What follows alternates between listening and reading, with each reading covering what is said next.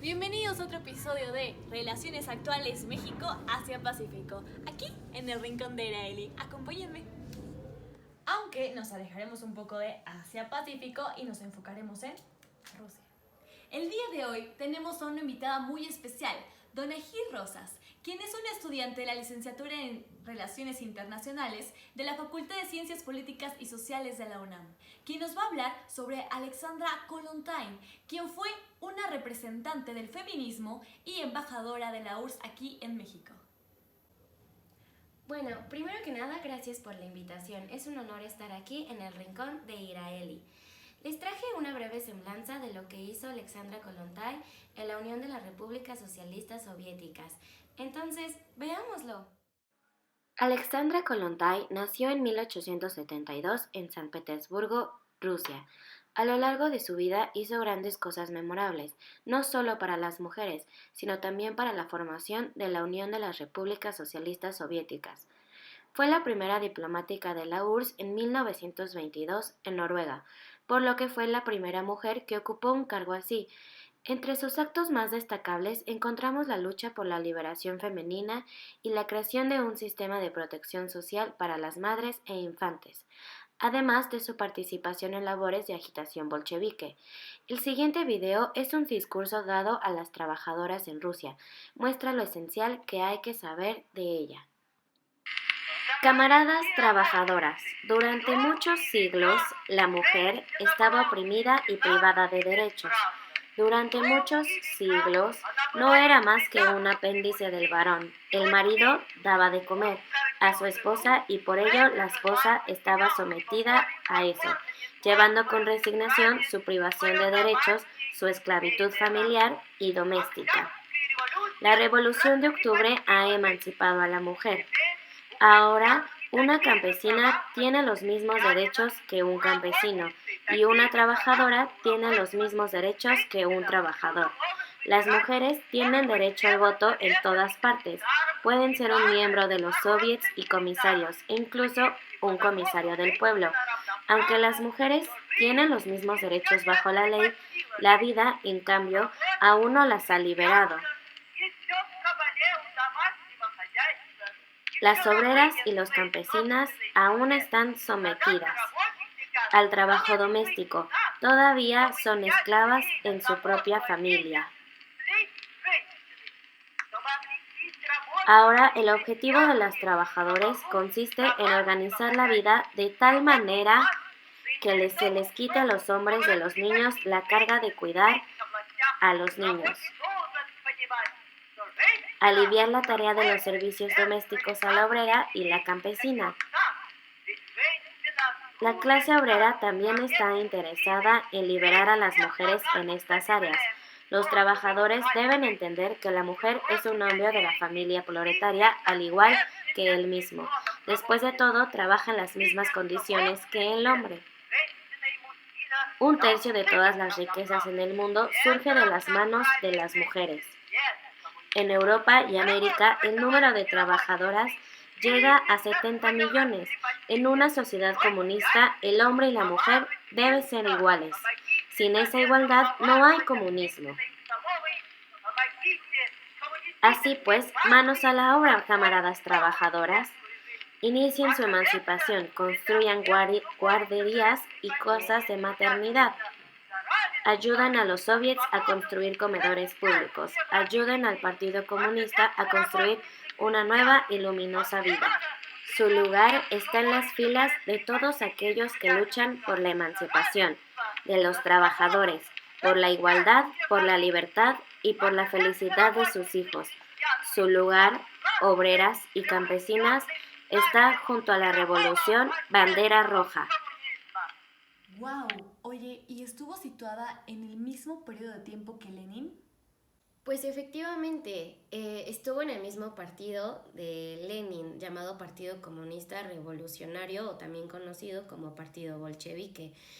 En tenían como diferentes cargos y la verdad es que Alexandra tuvo varias discusiones sobre cómo el partido se iba transformando y una de esas fue si no mal recuerdo, fue pues la ausencia de los obreros en los órganos de las direcciones. Es como, o sea, había una creciente burocratización del partido y pues esto pues le disgustaba, ¿no? Entonces cuando Alexandra pues lo iba a comentar con Lenin, pues Lenin la rechazaba. Aún así, o sea, después de esto fue exiliada y cuando regresó en la victoria de la Revolución de Octubre, formó parte del primer gobierno soviético como comisaria del pueblo para la seguridad social. Bueno, después de esto estuvo un corto periodo de tiempo porque renunció debido al que tenía un desacuerdo en la firma del Tratado de Brest-Litovsk. Y después de esto hizo una bueno, o sea, no, o sea, aunque renunció, seguía colaborando con Lenin en tareas de agitación y propaganda. ¿En qué consistían estas tareas de agitación y de propaganda?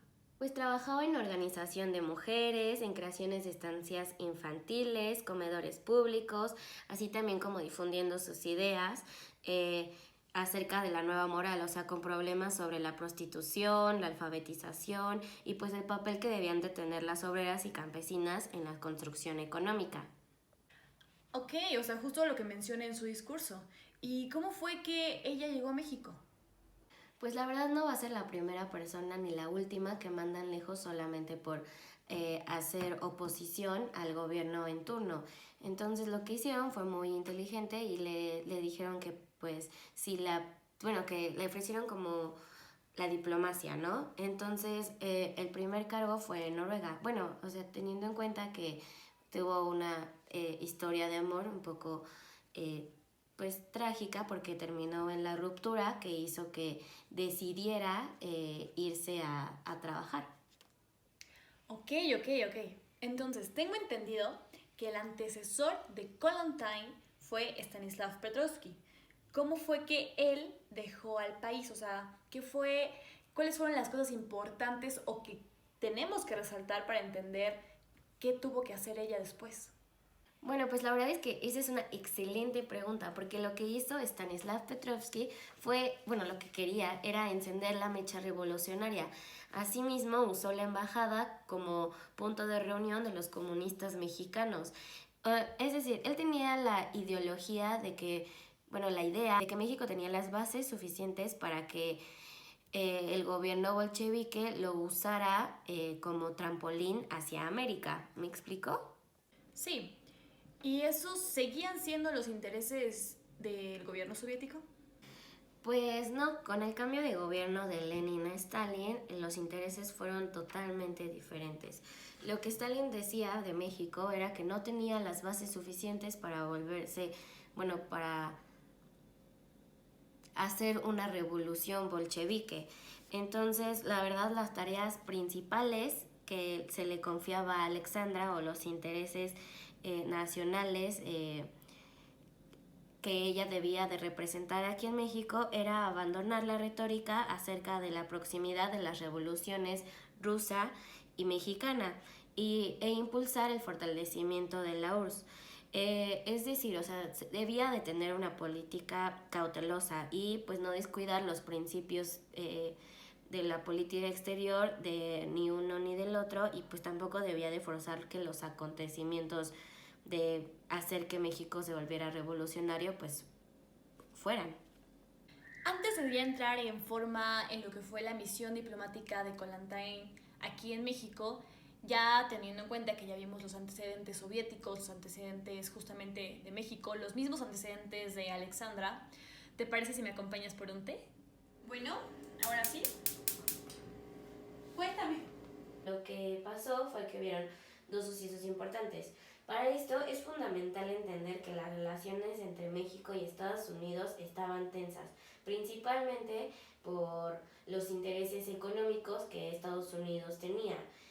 También sobre pues, la política que tenía Calles en ese momento. En ese periodo, Calles era quien estaba en la presidencia. Entonces, esto no ayudó mucho a la relación entre Kollontai y la misma URSS y México, aunque sí se recibió de buena forma a Kollontai. Incluso Calles le mandó unas flores violetas en su llegada a Veracruz, que también es importante destacar que a diferencia de Pestowski, quien fue su antecesor, no saludó a los comunistas en su arribo a Veracruz. Entonces creo que es algo esencial. Ah, ok. ¿Me pasas las tazas? Claro. La verdad es por esto mismo que, o sea, por los problemas que tuvieron México y Estados Unidos, se le agravió intensamente a Kollontai en su estancia aquí. Primero no se le aceptó la visa en Estados Unidos, no la dejaron bajar en La Habana y hubieron muchos sucesos que agraviaron a su persona, por lo mismo de Calles con Estados Unidos. Gracias. Oye, ¿y cuáles fueron los dos sucesos importantes?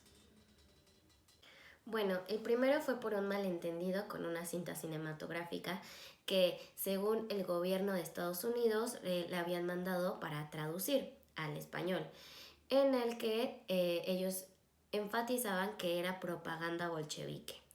A lo que Alexandra Kollontai mencionó que ella nunca, después de esta propaganda, se hizo propaganda sobre la película que según Alexandra Kollontai había mandado hacer, cosa que es falso. Se negó y haciendo una investigación, el secretario de Relaciones Exteriores de ese momento dijo que efectivamente no se encontraban culpables, por lo que decidieron continuar. Bueno, no se encontraron culpables y también no había dicha propaganda en la película o en la cinta cinematográfica, por lo que se continuó con este.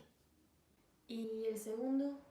Bueno, el segundo podría decirse que ocasionó el primero, porque este no fue un accidente.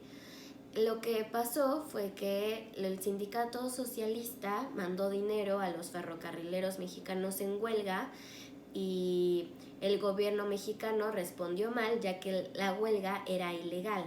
Entonces el secretario de Relaciones Exteriores le pidió a Kollontai, conociendo que los sindicatos y el gobierno soviético están muy unidos, que hablara con el gobierno para que les dejaran de dar dinero.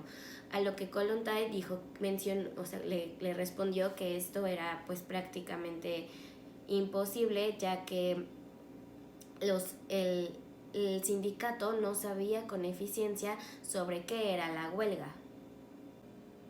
¿Y cómo terminó todo? Pues Kollontai enfermó debido a las demasiadas agresiones que enfrentaba por parte del gobierno mexicano, la prensa mexicana, el gobierno estadounidense y pues sobre todo la tensión que se vivía entre México y Estados Unidos. Por lo que aquí termina mi parte. Qué increíble, fascinante charla tuvimos el día de hoy. Muchas gracias por todo lo que nos has compartido. Y bueno, esto ha sido todo por nuestra parte. Nos vemos en un siguiente episodio aquí en el Rincón de Iraeli. Bye bye.